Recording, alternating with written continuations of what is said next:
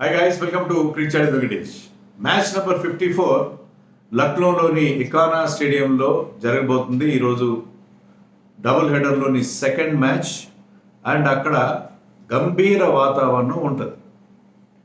గంభీర వాతావరణం ఎందుకు ఉంటుంది? ఏమైనా ప్రాబ్లమా? కాదు. ఎందుకంటే ఈ మ్యాచ్లో ఆడిపోయారు రెండు teams, Lucknow super Giants and Kolkata night riders. రెండింటి మీద గౌతమ్ గంభీర్ ముద్ర ఉంది. లక్నో సూపర్ జైంట్స్ కొత్తగా వచ్చిన టీం, 3వ సీజన్ మాత్రమే. కానీ ఆ టీంని తయారు చేసి ఒక మంచి టీం కాంపోజిషన్ అందించింది గౌతమ్ గంభీర్. అతని మార్క్ ఖచ్చితంగా అక్కడ కనిపిస్తుంది. So as mentor of the team. తర్వాత అతను హ్యాస్ నౌ మూవ్ టు కేకేఆర్లో అతను వచ్చిన తర్వాత వాళ్ళ ఫార్చ్యూన్స్ బ్రహ్మాండంగా మారినాయి. ఆర్డినరీగా ఆడుతున్న ప్లేయర్స్ బ్రహ్మాండంగా మ్యాచ్ విన్నర్స్గా మారారు. సో గౌతమ్ గంభీర్ తన సత్తా యాజ్ ఎ మెంటర్ రెండు చోట్ల కూడా ప్రూవ్ చేశాడు. So it is more like last time అని చెప్పుకున్నట్టుగా గౌతమ్ వర్సెస్ గంభీర్. సో రెండు వైపులా గంభీర్ ముద్ర మనకి కనిపించదు కాబట్టి గంభీర వాతావరణం అనుకోవడంలో తప్పేం లేదు. గంభీర వాతావరణం ఖచ్చితంగా ఉంటుంది. రెండు టీమ్స్ కూడా ప్లే ఆఫ్స్కి దగ్గరలో ఉన్నాయి. KKR is in second position, 14 points ఉన్న వాళ్ళకి ఇంకొక 2 పాయింట్స్ వస్తే మ్యాచ్ గెలిస్తే దేర్ ఆల్మోస్ట్ త్రూ అనే అనుకోవాలి. 16 పాయింట్స్ వచ్చి ప్లే ఆఫ్స్కి వెళ్ళని టీం ఇప్పటి వరకు లేనే లేదు ఐపీఎల్ చరిత్రలో. సో 16 పాయింట్లు తెచ్చుకుంటే వాళ్ళ పరిస్థితి చాలా చాలా సెక్యూర్స్, కంఫర్టబుల్ అయిపోతుంది. లక్నో సూపర్ జైంట్స్ ప్రస్తుతం 3rd ప్లేస్లో ఉన్నారు. వాళ్ళు కూడా కంఫర్టబుల్గా ఉన్నారు. వాళ్ళకి 12 పాయింట్లు ఉన్నాయి. సో ఇక్కడ ఈ 2 పాయింట్స్ తెచ్చుకుంటే వాళ్ళకు కూడా కన్వీనియంట్గా ఉంటుంది. ఇది last home match.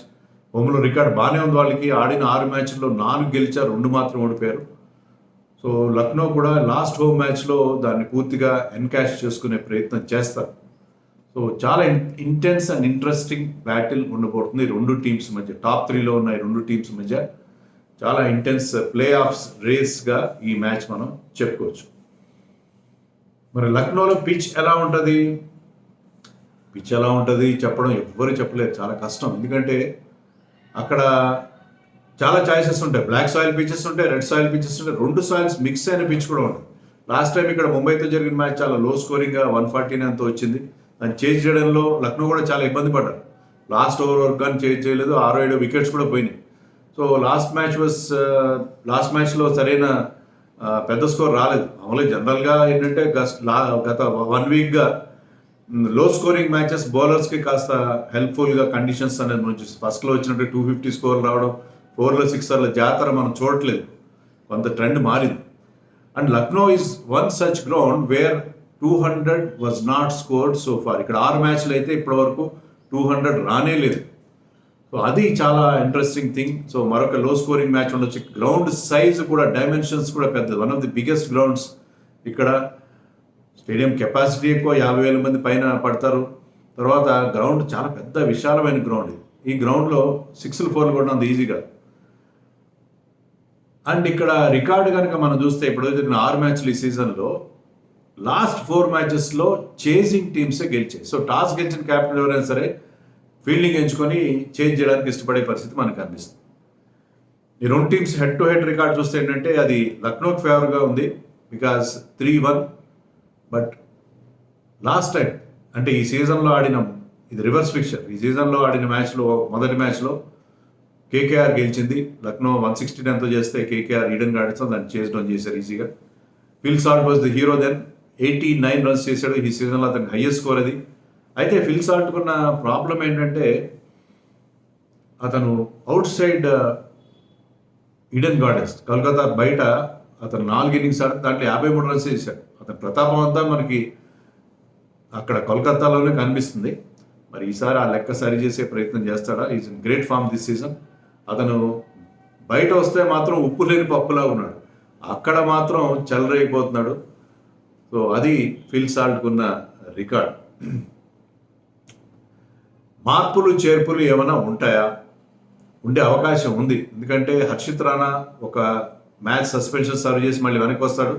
So Harshit రాణాని టీంలోకి అకామిడేట్ చేస్తారు డెఫినెట్గా. ఎందుకంటే ఇక్కడ స్లో పిచ్ ఉండే అవకాశం ఉంది. He's very good with his variations, with his slower ones. So అందుకని హర్షిత్ రాణా టీంలోకి వచ్చే అవకాశం ఉంది. అలాగే మనీష్ పాండే లాస్ట్ టైం అంత మంచి ఇన్నింగ్స్ ఆడాడు, వెంకటేష్ అయ్యర్తో కలిసి ముంబై మీద ఒక లో స్కోరింగ్ మ్యాచ్లో గెలిపించి పెట్టాడు. మరి మనీష్ని ఆడిస్తారా, మళ్ళీ 11లోకి తెస్తారా, లేకపోతే ఇంపాక్ట్ ప్లేయర్గా ఆడించే అవకాశం తక్కువ. ఎందుకంటే మీరు ఇంపాక్ట్ ప్లేయర్ ఆడించాలి అంటే మీరు ఒక బౌలర్ని సాక్రిఫైస్ చేయాలి. లాస్ట్ టైం డెస్పరేట్ సిచ్యుయేషన్లో వికెట్స్ పడి కొలాప్స్ అయ్యాయి కాబట్టి అతను ఇంపాక్ట్ ప్లేయర్గా దించారు. సో మనీష్ పాండేని ఆడించాలంటే రఘువంశీని డ్రాప్ చేయాలి, లేకపోతే రమణ్ దీప్ని డ్రాప్ చేయాలి.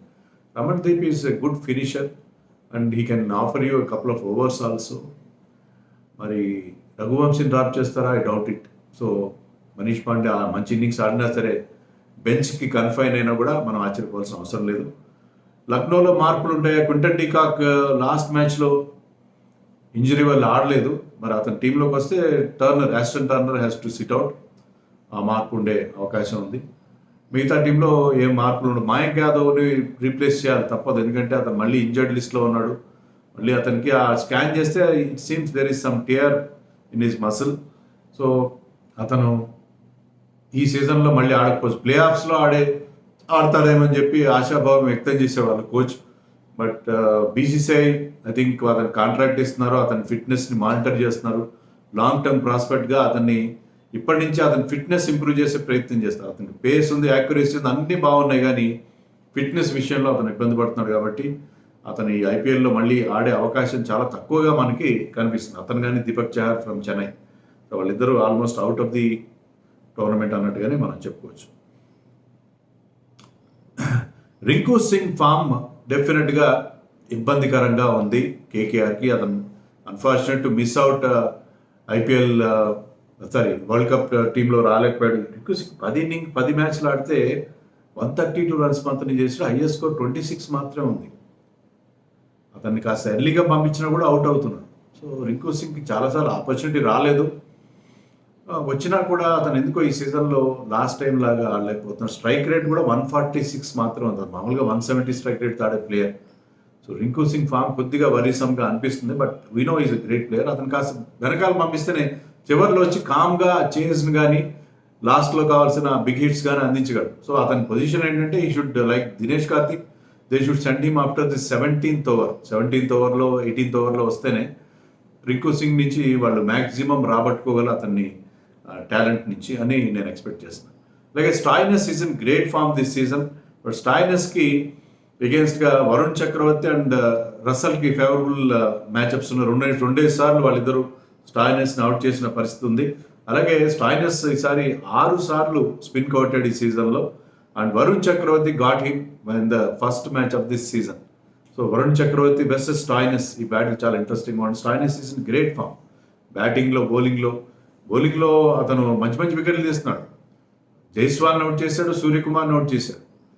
So he is in great form. Nicholas Pooran form గత 2-3 మ్యాచ్లుగా కాస్త అటు ఇటుగా ఉన్నా సరే Stoinis has come to the party. So వీళ్ళిద్దరూ చాలా క్రూషియల్ కదా ఎల్ఎస్జికి. And the solidity of Rahul. But Rahul 400 runs చేసాడు, బాగానే ఉంది, 3 50s ఉన్నాయి, కానీ రాహుల్ స్టాండర్డ్లో ఆడట్లేదు. Rahul is not playing KL Rahul's స్టాండర్డ్లో ఆడలేదేమో అనిపిస్తుంది ఈ సీజన్లో. ఒక పెద్ద నాక్, ఒక సెంచరీ డ్యూ ఉంది.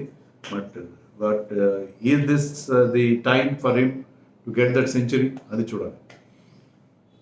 సో ఎవరికి విజయ అవకాశాలు ఉన్నాయి చెప్పడం చాలా కష్టం. నేను చెప్పినట్టుగా సేఫ్గా we can assume that which ever team change చేసే టీం గెలుస్తుందని చెప్పి చెప్పడం చాలా ఈజీ. 2 టీమ్స్ కూడా స్ట్రాంగ్గా ఉన్నాయి. KKR is little bit stronger than LSG బ్యాటింగ్లో, బౌలింగ్లో. వాళ్ళకి actually bowling used to be a problem. ఎందుకంటే ఒకసారి 220 చేంజ్ చేయనిచ్చారు ఆర్ఆర్ని, ఇంకోసారి పంజాబ్ కింగ్స్ని 260 చేంజ్ చేయనిచ్చారు. సో డిఫెండ్ చేసుకోవడానికి ఇబ్బంది పడ్డారు వాళ్ళు. కానీ లాస్ట్ మ్యాచ్లో ఒక చిన్న స్కోరు ముంబైకి అగేన్స్ట్గా వాళ్ళు డిఫెండ్ చేసుకోగలిగారు. వాళ్ళ bowler shot, because Manish Pandey played as an impact sub. అయినా సరే ముఖ్యంగా Narine and Varun Chakravarthy are in great form. అది వాళ్ళకి కలిసి వచ్చే అంశం. సో వాళ్ళ బౌలింగ్ కూడా ఇంప్రూవ్ అయింది కాబట్టి కేకేఆర్ స్లైట్ ఎడ్జ్ ఉంటుంది. But safely we should assume that the team which bats second might win today అని చెప్పచ్చు. ఫ్యాంటసీ పిక్స్ చూద్దాం.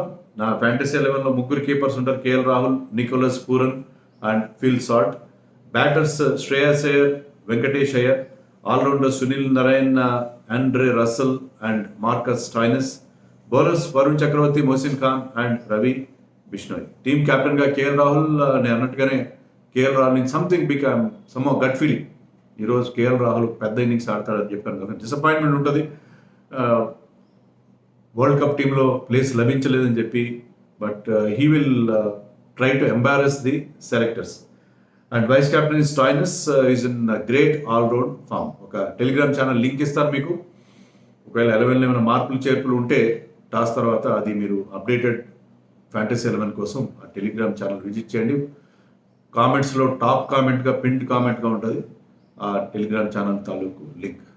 సో లక్నో వర్సెస్ కోల్కతా, మరి ఎవరు గెలుస్తారు, ఎవరు కథ మారుతుంది, ఎవరు ప్లే ఆఫ్స్కి మరింత చేరువగా వెళ్తారు అనేది సాయంత్రం చూద్దాం.